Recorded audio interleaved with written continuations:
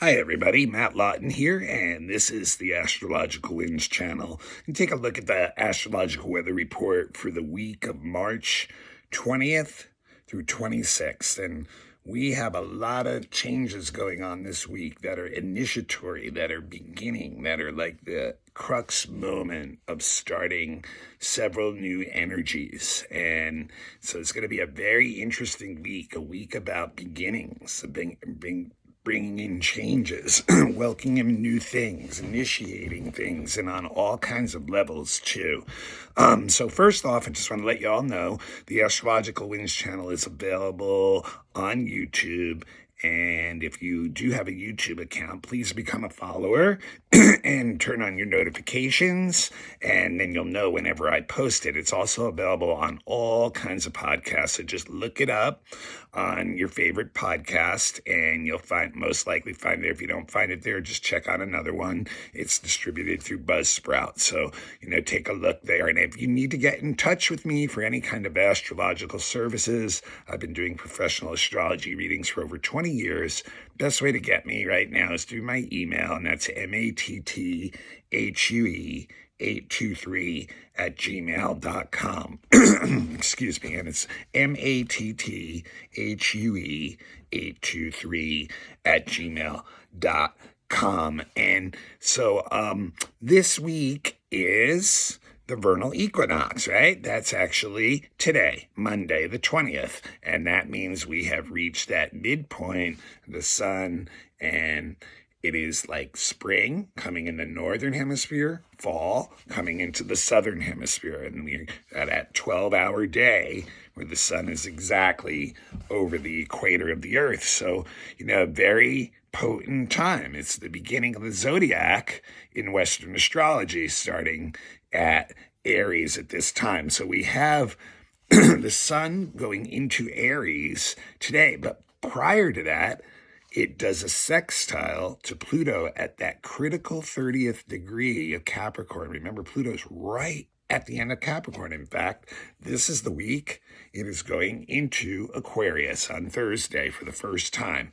So, so really, that sun sextile Pluto at a critical 30th degree is going to bring in some very interesting energy in the sense of like very transformative, opportunistic energy that you can invite into your life, because it's a sextile, so it's an opportunity, so it's going to come. You have to invite it in if you want it, right? And if you bring that in now, it can bring in some serious transformation over the long term. It can help you get through maybe the last vestiges of Capricorn type energy that you need to graduate onto. So it can be very life-changing, transformative, personality empowering type of energy that can come in if you follow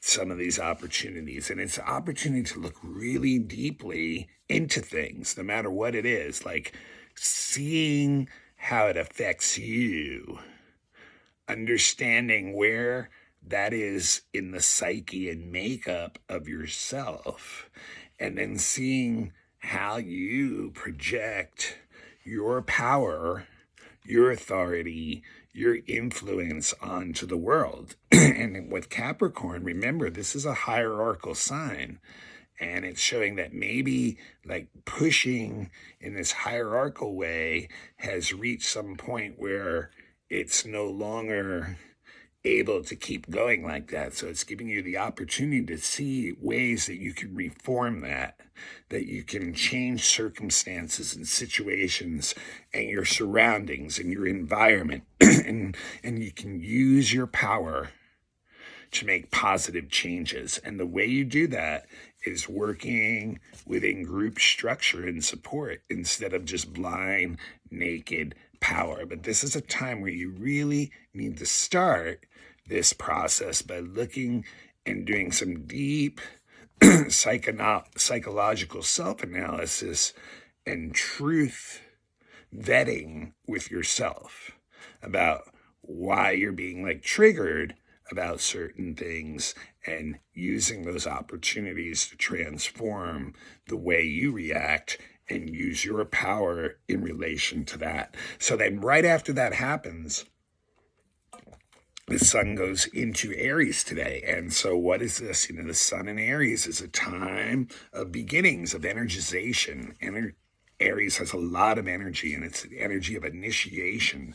It's the energy of bringing new things in. It's the energy of taking action. It's the energy of like actually being almost like driven by impatience and or almost boredom of what's going on, and wanting to reach out and go forward, and wanting to have like an adventure, going to like a new horizon, going to a new place, and willing to do it alone if necessary, like willing to, take a brave and courageous stand about where you are. And the problem with it is this impatience that we can have with others is very, very subjective energy, very focused on its own objectives. So it can move a lot of stuff, but it's not receptive. So it can be very one-sided and subjective. So we make a lot of our own mistakes, basically, when all this Aries energy is going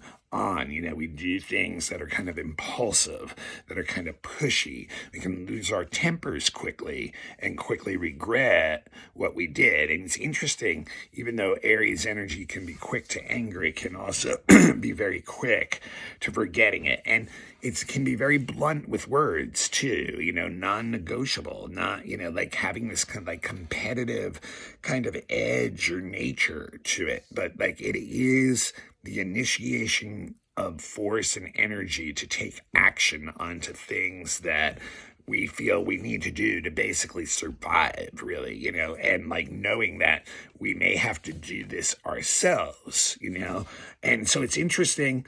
What ends up happening is that on Tuesday, we get right into the new moon in Aries.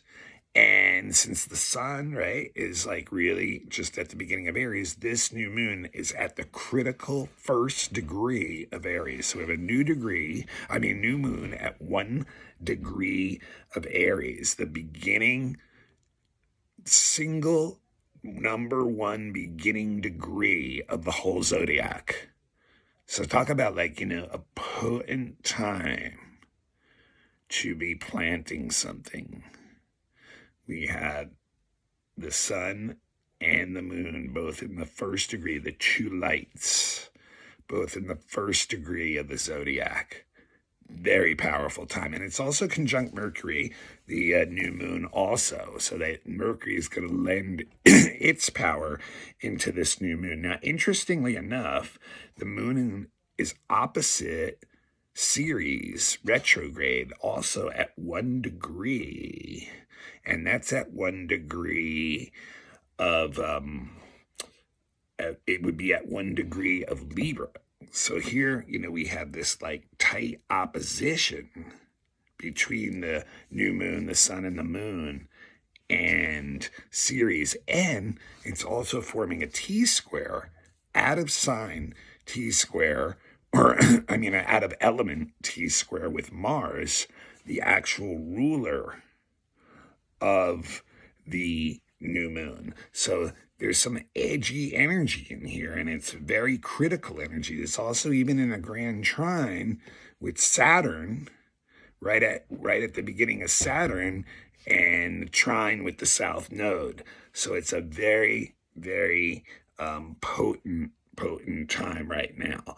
And so this is a time when if you want to take initiation and make changes in your life, it's the time to do it. This is really about like, wanting to make change and really like almost fighting for yourself, like having this more courage than you normally have, and more strength and more endurance and more persistence in going for what you really need to go for. The problem, of course, it's Aries again, and we have Mercury there too. So the problem with that is that we're now in a situation where we have the mind also involved with it. And here, all of a sudden, the mind can get stuck on getting very impulsive with its decision making, very hasty, very not able to deal with the situation in any kind of patient way. So it's like it's just going to jump and want to do things. And like our ego gets really caught up in our mind too. So it's like, there's not a lot of thinking that sometimes happens when Mercury gets involved with the sun and moon and all in Aries. And we can get into some very defensive posturing, and very much like in a situation that, it's just a situation where we can't make a balanced decision is what it comes down to. Now, as the week goes on, now I also wanted to mention too that square to Mars. So Mars is the ruler of the chart, right? So if Mars is the ruler of the chart, it's going to, what condition is it in? Well, it's actually involved with the new moon and the sun. It's actually involved with that series. And what's that T-square showing us? It's showing that a lot of this edginess, this impatience, this desire to initiate new changes is a threat to our own resources. It's a threat of not being able to get what we need, of a threat that we're maybe having to be giving too much, and that we are almost having to take care of others too much and not getting our emotional needs met. And then even sinking into a point of not being able to express what those needs are. And then kind of almost feeling like resentment at people for not understanding, what our needs are. So kind of getting this really edgy energy about and then you drag in Mars, which is the ruler of Aries. And it's, in a square at the end of Gemini now, at a critical degree in Gemini, and it's going back and forth. It's not really sure what to do. So it's really scattered. And here's and it can get very aggressive then about wanting to get what it wants. And it can get very impulsive emotionally.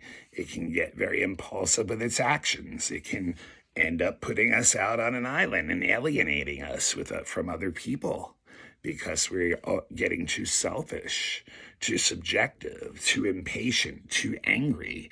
But yet at the same time, we're really feeling this need to move forward with stuff and to, just get to a point where all this stuff at these critical degrees are saying, it's time. I can't wait any longer. So the trick of this whole new moon energy is how are we going to do that without alienating others and getting aggressive and defensive, and yet at the same time knowing somehow that we're responsible for initiating the changes that we want in our life, So it's a very interesting new moon. Now, what you got to do is look at your chart and see where 1 degrees Aries is, and that's going to be the house that'll be affecting you more directly in this new moon. If it's in your 10th house, it'll be all about new things in your career, right? So so you look at that house, and that's going to tell you, this is really a place where you need to be initiating new actions, and it can start a long, long, long cycle right at the beginning of the zodiac, and with the new moon and with the new season coming in. So very, very interesting changes there. And then we go to Thursday, where Pluto goes into Aquarius. Now, I got into this a lot on the monthly blog a couple weeks ago. So if you want more details on that, you got to go back to that blog and get more. But I mean, just, remember, this is going to be really the biggest change of the decade, and first off, Pluto is only going to be in Aquarius for a couple months until mid-June, about the 12th, and then it'll slide back. It goes retrograde at the end of April.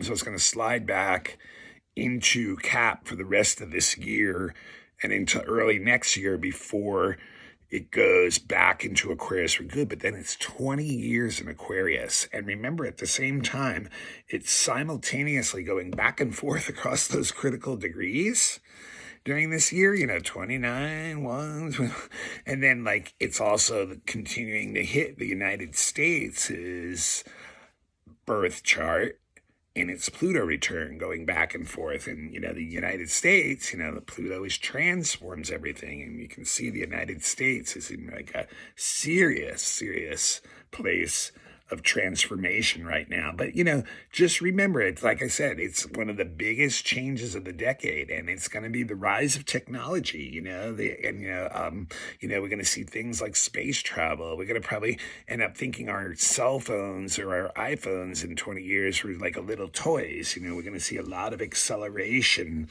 of that kind of thing. And it's going to really value the intellect and logic, and like updating systems by showing the weaknesses in systems, showing the weaknesses in technology. I think, Pluto and Capricorn showed a lot of the ugly things that Capricorn was, hierarchical structure things like governments and organized religions and corporations, and, how like the power just goes all to the top. And I think that Pluto in Aquarius is going to show the dangers of technology. While we're getting all this technology, it's also going to show us a lot of the dangers that are in technology. But I also think, it's also going to help us understand this is going to be the 20 years where we can really move out of a Newtonian way of thinking of cause and effect into a more holistic way of thinking, like with the new physics that people like Albert Einstein discovered, which are really not truly downloaded into our consciousness yet. We all still think and act very linearly as if everything's a cause and effect universe, yet we've been now proven scientifically that's not the case. And then even like the stuff like of science almost proving that there's spirit behind anything, proving what is dark matter, what is, all this other stuff that's tying things together. I think in the next 20 years, we're really going to get a chance to see how like almost science is proving the unification field, which is spiritual for many people, and just, bring that, like it'll prove like, the God molecule exists, and that like we are all connected together if we choose to call it whatever we want to call it. But I think those new physics, the new science actually even already shows that. We just haven't absorbed it into our beings yet. And this will be a time when a lot of that happens. But we're going to see a lot of changes, and a lot of the old ways of Capricorn, old school, old-time religion, hierarchical structures are going to completely collapse. The unification and equality will go across, and the recognition of each individual's greatest talent that would most benefit the collective will also start to really show itself. So very interesting energy there. And like I said a lot more about it in the monthly a couple weeks ago. And then the last thing I want to mention this week is some stuff on the weekend, another big shift. Mars goes into Cancer on Saturday. And that is the first time that Mars is changing signs since October 29th of last year, because we went through that Mars retrograde. So here we got Mars finally coming out of Gemini, 4.5 months of Gemini. And, thank goodness, right? Not really. Mars in Cancer, especially at a time right now where the world is very unstable politically, is not really a good thing. Mars in Cancer is what we call in fall.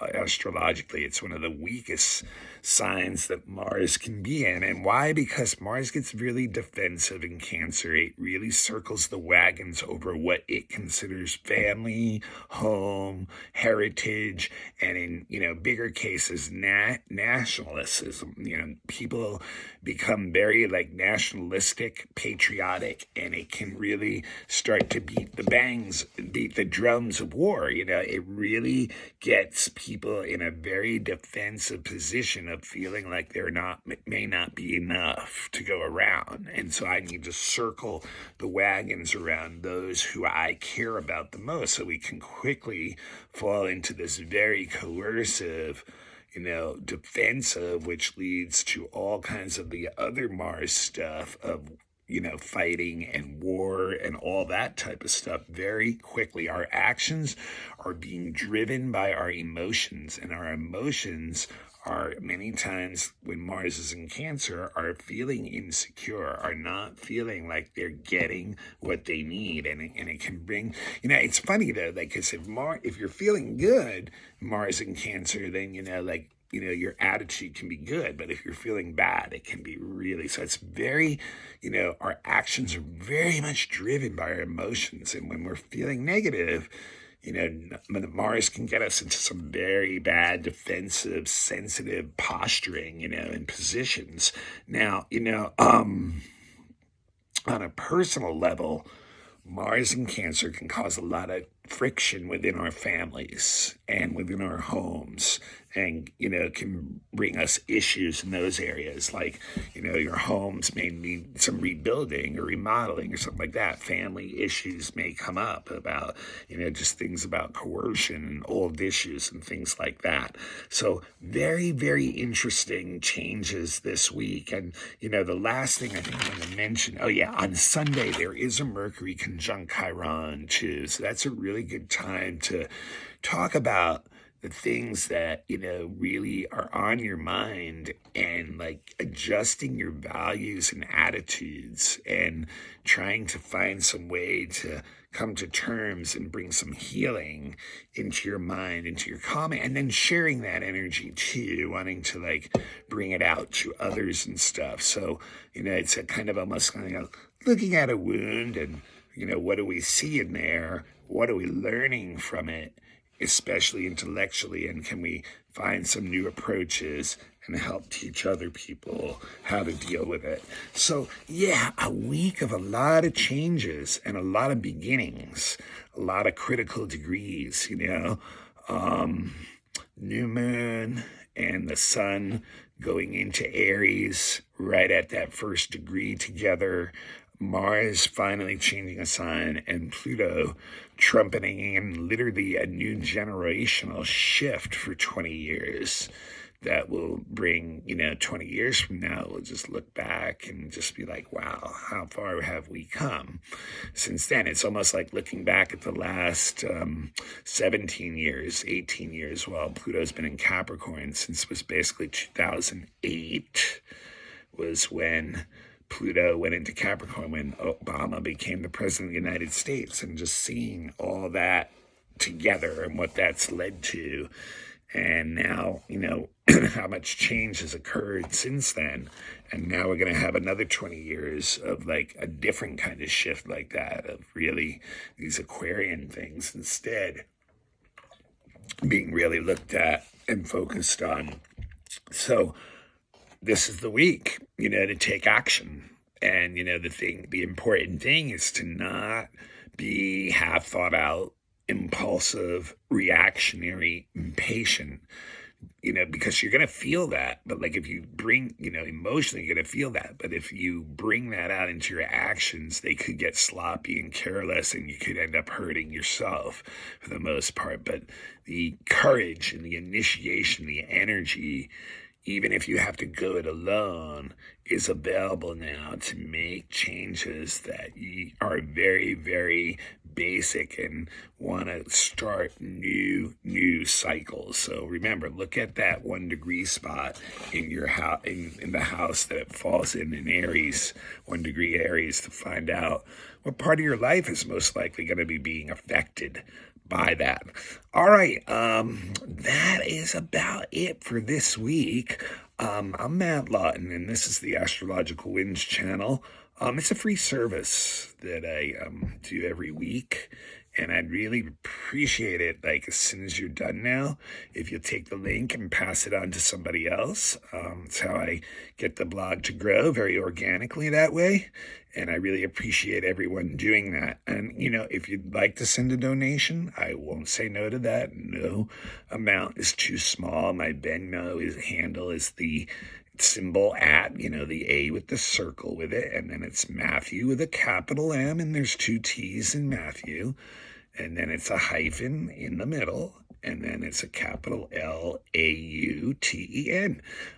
Otherwise, really, the best way you guys can support me is I am a professional astrologer. I've been doing astrology for charts for over 20 years, and that's after 7 years of schooling and 10 years of studying on my own. And I really think that if you're into astrology, you need to know your birth chart. It's so self-empowering to know the energies in your life and can give you the ability to start to change things in your life and make it better for yourself, make better decisions.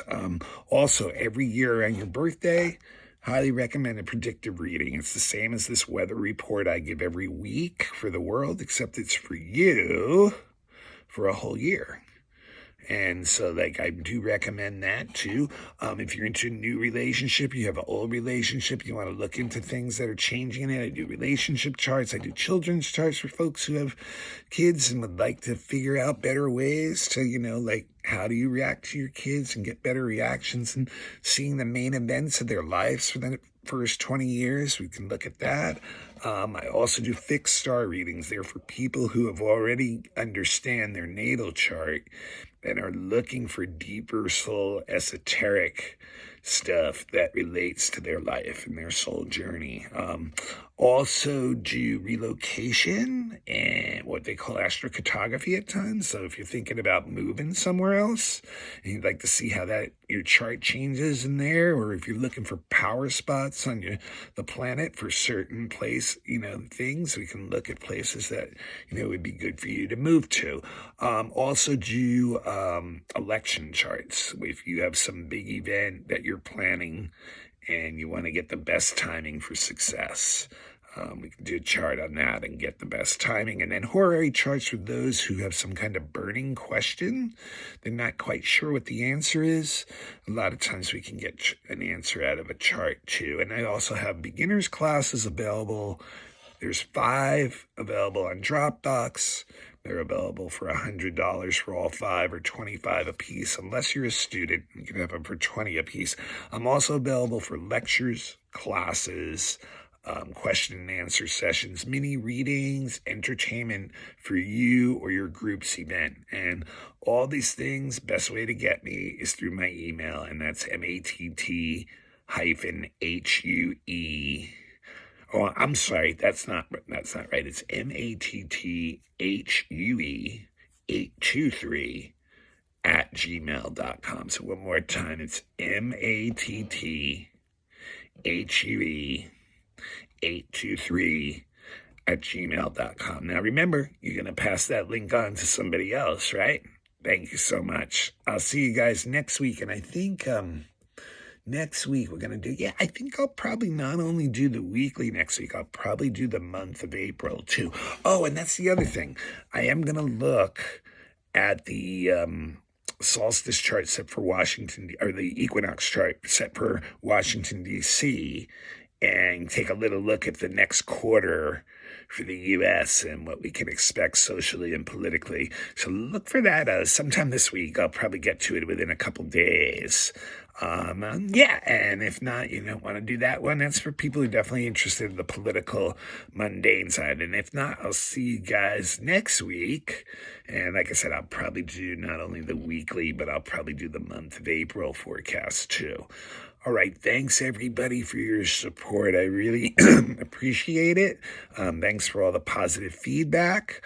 Let's keep it growing for myself and all of you others that are, working hard and doing your thing, and, get this age of Aquarius kicking in with all that, connection, and just that almost kind of like that giving economy of each person finding the right place for them. We need to support each other in the age of Aquarius. It's a change that comes from the bottom up, from the masses. It moves up to the top. So we all have our job to do. I'll see y'all next week.